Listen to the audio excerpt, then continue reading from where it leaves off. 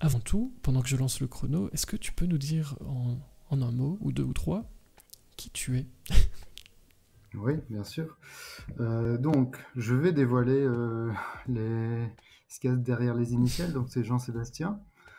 Donc, j'ai 37 ans. Je travaille pour l'État. Donc, rien à voir avec l'écriture, a priori.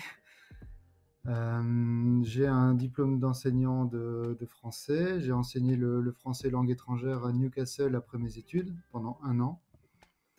Et voilà, après, je suis parti totalement dans une autre direction, mais j'ai gardé ce goût de la littérature, de l'écriture, voilà, de la langue française en général. Voilà, pour mon temps libre, pour mes passions, et c'est ça qui a mené ce roman-là.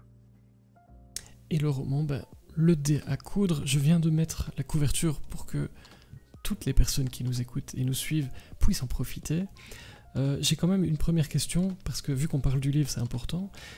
Est-ce que Mhm. tu pourrais pitcher ce livre pour les personnes qui ne savent pas du tout de quoi il parle? Oui. Donc, ce sont 6 personnes qui sont éparpillées dans le monde, qui ne se connaissent pas. Donc, on en trouve au Canada, en Australie, aux États-Unis, en Belgique, en Angleterre. Donc, il y a vraiment 6 personnes qui sont totalement inconnues les unes pour les autres, qui vont recevoir le même envoi, c'est-à-dire une enveloppe avec un dé à coudre et un ticket de transport qui va les emmener à Londres. Donc bien sûr, cet envoi va susciter beaucoup de questions. Ils vont se demander qui le leur a envoyé parce que c'est très énigmatique, c'est pas signé. Ils vont se demander pourquoi, est-ce qu'ils doivent y aller ou pas, est-ce qu'il y a un certain danger à suivre cette piste-là. Et voilà, finalement, ils vont y aller parce que sinon il n'y aurait pas de roman. Et puis on va découvrir pourquoi. Donc ils vont se rencontrer, ils vont discuter entre eux, ils vont suivre les différentes pistes qu'on leur soumet à travers des énigmes, etc. Et voilà, donc ce sera le début de leurs aventures. On va aller à Londres, à Greenwich, on va passer par la Normandie et puis sur une île mystérieuse où il va se passer pas mal de choses. Et voilà, je m'arrête là pour pas en dévoiler trop. Mais donc, beaucoup de lieux, de personnages, d'énigmes, Mhm. d'intrigues. Euh, Londres est important, si j'ai bien compris, Oui, puisqu'on tout à demande à fait. tout le monde de rejoindre Londres. Mhm. C'est une ville que tu connais bien, alors j'imagine. C'était facile de faire Oui, les recherches, tu voulais que les gens qui te lisent fassent une petite visite de Londres. voilà. Alors, j'essaie d'y aller tous les ans parce que c'est effectivement une ville que j'adore. Donc, que ce soit au niveau de son histoire, de son architecture, les grands personnages, la littérature. Donc, c'est vraiment une ville que j'adore. C'est le mélange de l'ancien et du moderne. Et il y a vraiment tous les genres, tous les genres, oui, dans tous les domaines. Et tout se mélange, tout est très accepté. Voilà, c'est vraiment une ville que j'adore à ce niveau-là. Et j'ai voulu faire découvrir au lecteur cette ville autrement, donc avec des lieux qui ne sont pas forcément les plus connus. Et justement, donc la maison d'édition a eu l'idée de faire un petit carnet de voyage qui accompagne le roman pour suivre les personnages dans 10 lieux qui ont été choisis à travers Londres. Donc je l'ai ici, je vais vous le montrer. Donc ça s'appelle À la recherche du dé à coudre, puisqu'on part sur les traces du roman. Et alors on a chaque fois un lieu avec une petite description, des anecdotes, etc. Et le parcours pour se rendre d'un lieu à l'autre. Et voilà, faire vraiment comme les personnages, apprendre des choses. Et voilà, c'est un petit complément en fait au roman. Vraiment pour ceux qui ont envie de découvrir Londres, où on peut le prendre sur place ou rester chez soi. Et c'est vraiment quelque chose qui va faire découvrir ça autrement. C'est situé à quelle époque? C'est assez récent ou c'est dans le passé? Ou c'est pas Ça se passe plus ou spécialement moins au moment de l'écriture, donc j'ai placé ça en 2016-2017. Donc c'est oui contemporain. plutôt contemporain? Et Veggie Lucas Ouais. nous dit moi aussi j'adore Londres, c'est même ma ville préférée, en plein dans le mille. Ouais, ouais, on partage ça. Il y en a pour tous les goûts, c'est un peu ce que tu Mhm, disais. Sympa tout à cette fait. idée de boîte découverte.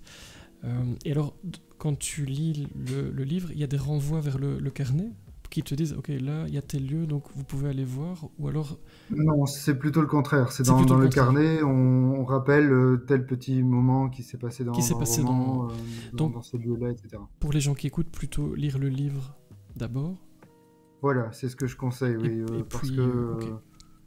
sinon ça risque aussi de dévoiler des endroits qui arrivent à la fin par surprise et voilà, ce sera un peu gâché. Donc je conseille toujours effectivement de lire d'abord le roman.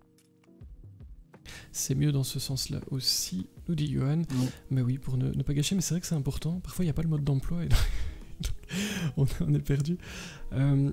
Avec ce que tu expliquais, ces dés à coudre un peu mystérieux qui ramènent tout le monde à Londres, Mhm. pour les gens qui aiment les étiquettes, est-ce qu'on peut mettre une étiquette sur ce livre? Est-ce qu'il a un genre bien précis?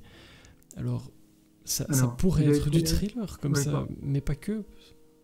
voilà, il a été mis dans la collection thriller des éditions Panthère, donc la collection bleue. Seulement moi, au moment de l'écrire, enfin après l'avoir écrit, c'était très difficile de le mettre dans une case parce que ça concerne beaucoup de choses, ça peut entrer dans plusieurs genres, notamment l'aventure, parce qu'il y a beaucoup de voyages, il se passe des choses. Donc voilà, mon auteur préféré est Jules Verne, donc j'essaie de m'identifier un peu à lui et voilà, on le place dans l'aventure, même s'il y a un peu de science-fiction, etc., dans Jules Verne.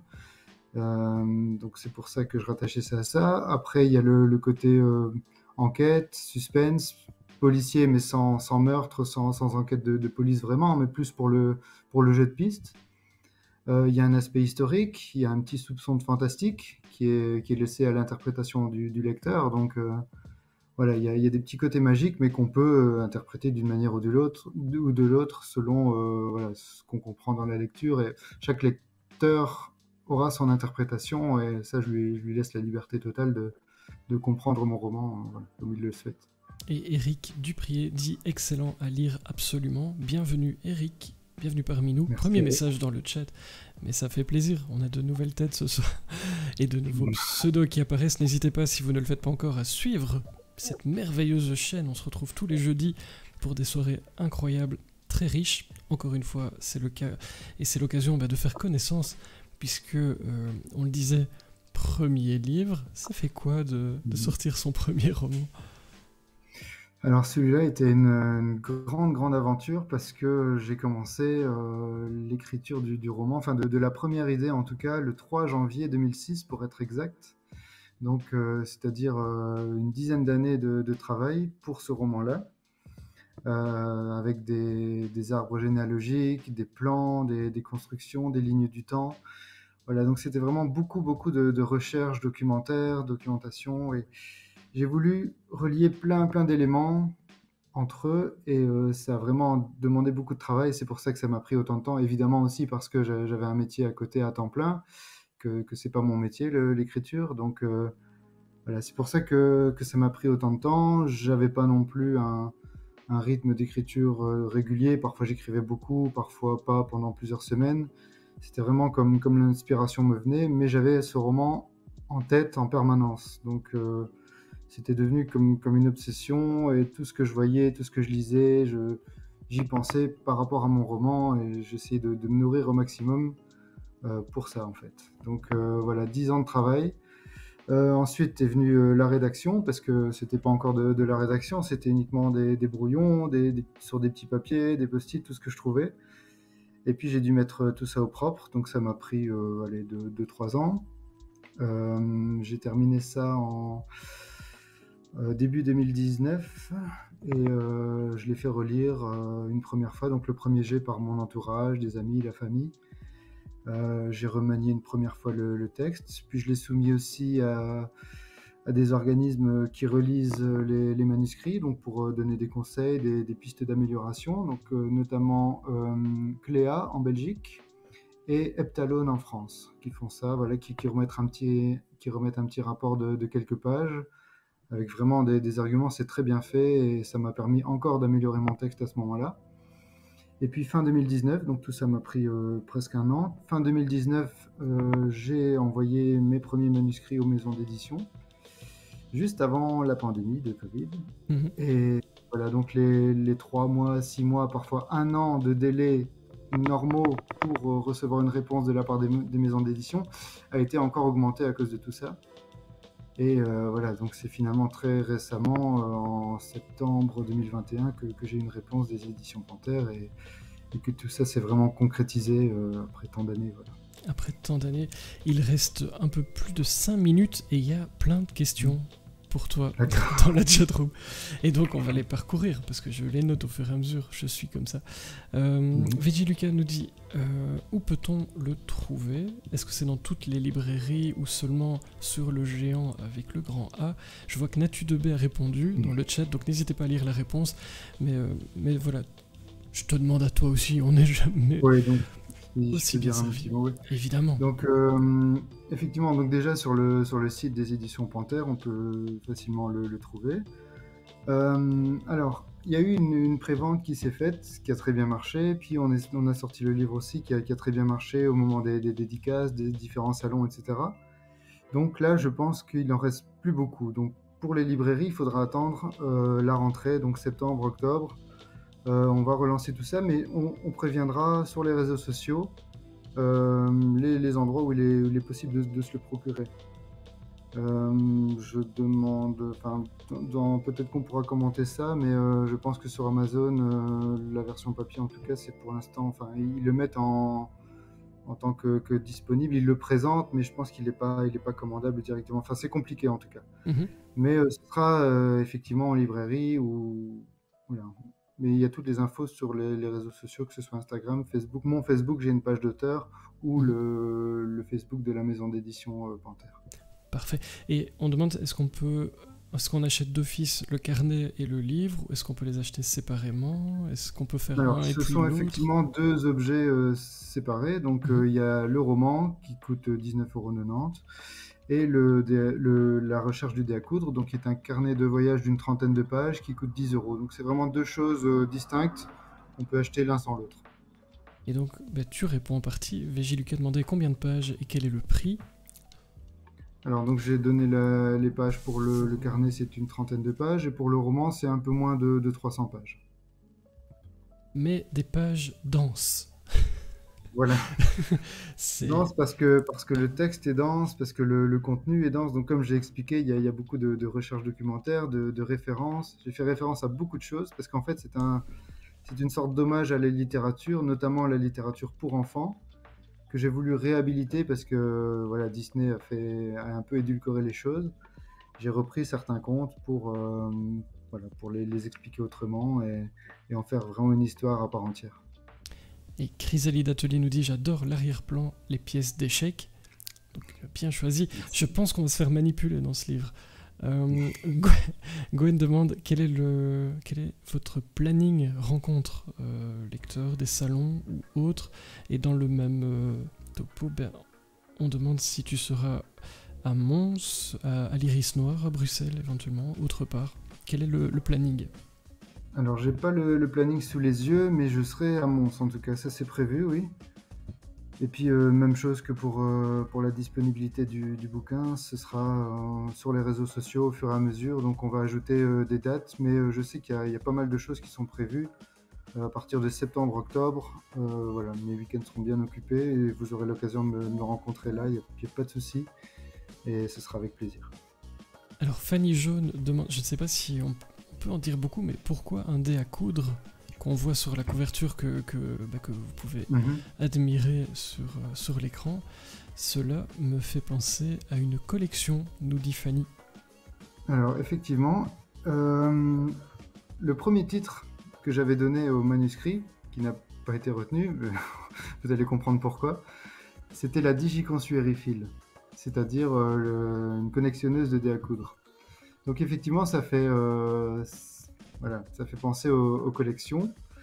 Pourquoi le dé à coudre? Parce que c'est le fil rouge, en fait, c'est un lien entre les différents éléments dont je parle dans le roman. Et ça, on le découvre au fur et à mesure. Donc c'est un objet qui apparaît dans plusieurs, que ce soit dans l'histoire, dans les romans, etc. C'est quelque chose qui fait le lien entre tout ce dont j'ai voulu parler. Et puis j'aime beaucoup la couverture qui a été faite par Philippe Sombreval et que j'ai voulu sobre, et en même temps c'est mystérieux, voilà, c'est un tout petit objet, mais derrière lequel se cachent énormément de choses. Et voilà, je pense que ça représente vraiment bien le roman. Ça intrigue les personnes qui nous écoutent. Ça les intrigue tellement que j'ai une excellente nouvelle. Tu as, grâce à Fanny et à Kiko, 2 minutes supplémentaires déjà, alors que le chrono arrive à 0. Je reprends le chat une seconde. Donc, on nous dit sur le site d'Amazon, il est disponible version Kindle, donc numérique, mais pas embroché actuellement. Donc, si vous voulez suivre ça, eh bien, sur les pages réseaux sociaux et autres, j'imagine vous préviendrez quand ce sera à nouveau disponible, victime de son succès. Elle est pas belle la vie. Je vais de ce pas t'ajouter les 2 minutes. Petite question, tu disais, c'est combien de temps pour écrire un livre comme ça? Parce que beaucoup de recherches, tu t'as parlé de 2006, alors je suis bien placé aussi pour dire, avec un boulot temps plein à côté, c'est pas toujours évident, mais est-ce que c'est juste parce qu'il y a la vie à côté, etc., des recherches à faire, ou bien ça n'a pas été simple du tout d'arriver à ces 300 pages bien denses, quand même? Disons que c'est le premier roman, donc j'ai pas de technique, j'ai pas pris de cours pour écrire. Voilà, je suis simplement un passionné, je lis beaucoup, donc je pense avoir appris comme ça tout seul en lisant des grands auteurs ou des auteurs contemporains. Et voilà, j'ai pas de méthode à donner à qui que ce soit. En fait, chacun écrit comme il le sent, selon aussi ce qu'il écrit, parce que il y a des choses qui demandent pas de recherche documentaire, ce qui est pas du tout le cas du mien, pardon. Et j'aurais pas pu prendre, enfin si, j'aurais pu prendre moins de temps, parce que j'ai un deuxième roman qui est déjà en projet, dans la tête en tout cas. Et je sais que je vais plus reproduire les mêmes erreurs et perdre du temps dans quelques petits pièges dus à mon manque d'expérience, disons. Voilà, je sais où je vais, j'ai écrit beaucoup de choses qui sont finalement passées à la poubelle. Oui, c'est un apprentissage en fait. Donc c'est à la fois l'écriture et l'apprentissage qui a pris tout ce temps-là. Et voilà. J'ai pas d'explication. C'est vraiment. Je sais que Simenon écrivait certains de ses romans en 10 jours. Bah, voilà. C'est pas. Oui. Mais il n'y a pas de recette miracle, chacun fait à son rythme. Et dans le chat, on nous dit, VG Lucas nous dit, il me tente beaucoup de suspense et d'intrigue. Fanny Jo nous dit, j'aime beaucoup la couverture qui est minimaliste. Effectivement, on pourrait dire ça et en parler. Elle est très belle en vrai aussi, parce que moi j'ai la chance de la voir. Elle est très très belle en vrai aussi, en image aussi. Mais VG Lucas demande, le dé est brillant. Moi, ce sont des couvertures que j'adore, hein, pour info, mais VJ Lucas nous dit combien de livres vendus? Est-ce que tu as déjà une idée? Je ne sais pas si c'est quelque chose qu'on connaît déjà à l'heure actuelle. Alors, le premier tirage a été fait à 400 exemplaires, et voilà, on est en train de réimprimer. Et Gwen nous dit hâte de découvrir, ça sent le nouvel auteur chez Cocon de Soie. On en reparle, ça ne m'étonne pas du tout. Établir un plan flocon. Faites ce que je dis, pas ce que je fais. Ouais, moi, je fais tout le temps ça. Il m'a fait envie aussi, nous dit Chrysalide qui attend sagement. Merci beaucoup pour ta patience en coulisses. Et chouette cover, tout en subtilité. Eh bien, venant d'une professionnelle du graphisme, ça peut faire plaisir quand même. Oui, tout à fait d'accord, nous dit Fanny, pour Cocon de Soie qui... Oui, ça va arriver chez Cocon de Soie, on en reparle. La couverture est un peu en relief, nous dit Natu 2B. Bravo pour les 400 ventes, c'est beaucoup pour un premier roman, je confirme. Bon, on m'avait dit à l'époque en Belgique, si on dépasse 600-700, on est sur un miracle. Après, voilà. Mais le miracle.